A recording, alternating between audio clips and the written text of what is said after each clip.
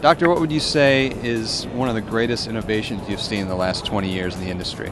I'd be hard-pressed to name a single greatest innovation, but perhaps the bioprin pregnancy test will change the veterinary profession more than any other test. But certainly the rapid, accurate BVD tests have been very important. I think I would commend Dr. Broderson at Nebraska for developing the immunohistochemistry for BVD, and I think those two come to mind. The extensive use of ultrasound in dairy practice and the development of a lot of portable units for use in bovine herd health situations where we're able to make a lot of decisions as far as reproductive management, and it's really influenced the way that we practice bovine medicine out in the field.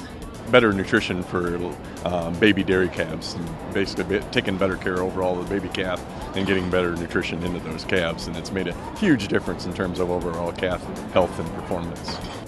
I would say it probably has to be diagnostic ultrasound, diagnostic imaging, for a whole host of reasons, both in food animal practice, equine practice, small animal. It's been probably the biggest innovation. So what are some specific ways that's changed the field? Well, at this particular meeting, a big part of it's really interesting to talk about using diagnostic ultrasound for diagnosing and confirming the severity of bovine respiratory disease in post-wean calves. That's really interesting. The long-acting antimicrobials we're using now for receiving lightweight calves, and the metaphylaxis protocols that we're using these days. That's a kind of a new thing going on, and has really changed the way we do things. The first one I'd say that has had a major impact has been the very long duration antibiotics that have come out, and their ability to last 10 to 14 days has changed beef industry. It's changed beef practice.